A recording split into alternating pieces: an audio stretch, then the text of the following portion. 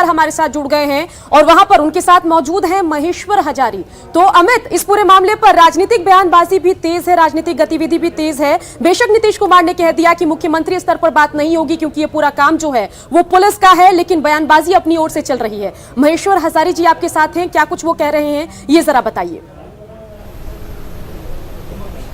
देखिए, बिल्कुल महेश्वर हजारी जी, सीधा सवाल की राज्य सरकार ने अनुशंसा कर दिया, लेकिन बयानबाजी जारी है। और सबसे बड़ी बात है कि मुख्यमंत्री ने, जो हमारे संपादक हैं प्रभाकर जी, उनसे बातचीत के दौरान मुख्यमंत्री ने कहा कि मुख्यमंत्री स्तर पे इस पे बात नहीं हो सकती क्योंकि ये पुलिस महकमे का काम है। जब डीजीपी का फोन डीजीपी नहीं उठा रहे हैं तो इससे समझा जा सकता है कि किस तरह का सहयोग देखने को मिल रहा था।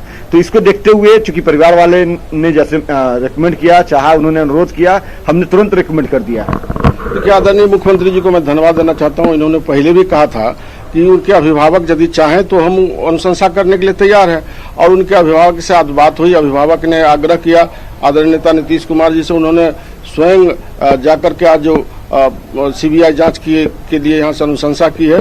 और पहले भी मुख्यमंत्री जी बोले थे, चूंकि बिहार सरकार की पुलिस सक्षम है, बिहार सरकार के पुलिस के महाराष्ट्र सरकार द्वारा इतना टॉर्चर करने के बावजूद भी बिहार सरकार के पुलिस छुप छुप के जितना एविडेंस जुटा लिया है, जितना सबूत जुटा लिया है, मैं समझता हूं कि आने वाला समय में दूध का दूध और पानी के पानी होगी। क्योंकि बिहार सरकार दिल से काम कर रही थी, बिहार सरकार सक्षम थी, लेकिन जनभावनाओं को कद्र करते हुए आदरणीय नेता नीतीश कुमार जी ने जिस तरह का स्टेप उठाया है, उनके अभिभावक के द्वारा मांग की गई, आम जनता के द्वारा मांग की गई। साथ ही कल जो हम लोगों के विधानसभा का सेशन चल रहा था, उसमें सभी माननीय विधायक के भी सदन की भावना को कद्र करते हुए नीतीश कुमार जी ने आज सीबीआई जांच की अनुशंसा की है। धन्यवाद के पात्र है, और मुझे पूर्ण उम्मीद है कि आने वाला समय में दूध का दूध और पानी के पानी होगा। जिस तरह से प्रतिभा का कत्ल किया जाता है महाराष्ट्र सरकार के द्वारा, जिस तरह से एक आईपीएस पदाधिकारी बिहार से गया, जिस तरह से क्वारंटाइन किया गया, ये मैं समझता हूं प्रजातंत्र के लिए दुर्भाग्य है। उन्होंने प्रजातंत्र के साथ इस तरह का खेल करने का काम किया है महाराष्ट्र सरकार, जो पूरे देश में थू थू हो रही है महाराष्ट्र सरकार की। चूंकि महाराष्ट्र सरकार के भी कभी बिहार सरकार से काम पड़ेगी, उत्तर प्रदेश सरकार से काम पड़ेगी, हर सरकार एक दूसरे से कानून का फॉलो करने के लिए स्थानीय पुलिस से मदद ली जाती है।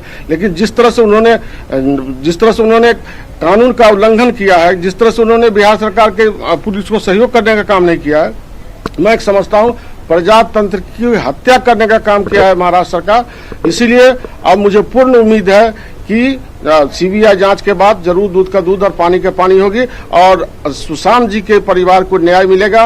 उनके चाहने वाले, उनके जो प्रशंसक लोग हैं, करोड़ों लोग, उन लोगों को भी न्याय मिलने का काम। सबसे बड़ी बात है महेश्वर हजारी जी कि बिहार पुलिस सक्षम थी, लगातार डीजीपी कह रहे थे कि हम सक्षम है जांच करने के लिए, और हमारी जांच से घबराई है मुंबई पुलिस, महाराष्ट्र पुलिस, और यही वजह है कि असहयोग देखने को मिल रहा है। लेकिन सबसे अहम बात कि सुशांत के पिताजी ने भरोसा जताया था पटना पुलिस पे। उन्होंने कहा था अपने कंप्लेन में कि महाराष्ट्र पुलिस पे मुझे भरोसा नहीं है।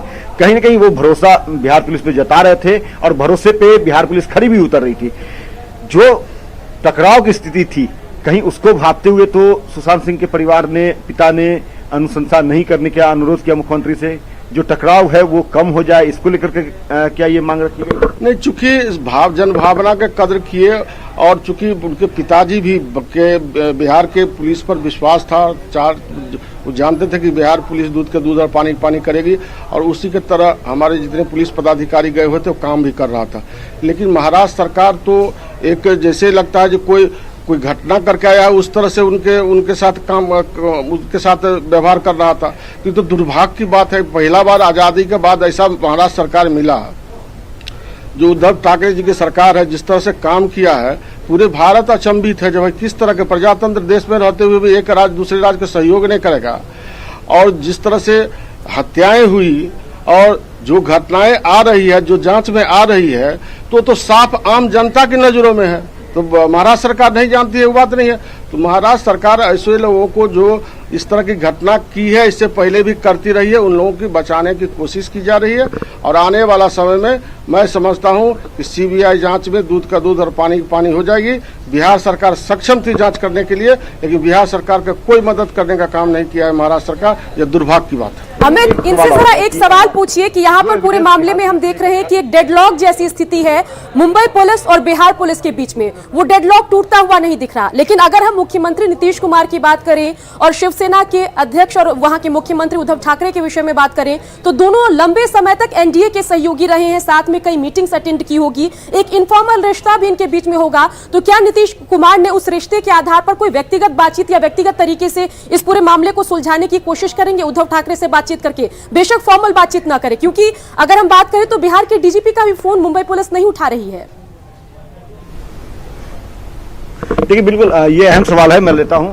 ये हमारे जो एंकर हैं वो ये जानना चाहती हैं, दर्शकों को ये वो बताना चाहती हैं कि जिस तरह से लगातार एनडीए में साथ रहे हैं, शिवसेना हो या आपकी पार्टी हो, मुख्यमंत्री एनडीए का पार्ट रहे हैं, तो क्या उन पुराने रिश्तों को ध्यान में रखते हुए या उसके कारण जो है उद्धव ठाकरे से बात करेंगे मुख्यमंत्री? हालांकि मुख्यमंत्री ने ये साफ कर दिया है कि राज्य सरकार के स्तर पर ये बात नहीं होगी, लेकिन फिर भी जो पुराने ताल्लुकात हैं, जो रिश्ते हैं, उनको देखते हुए क्या बात करेंगे?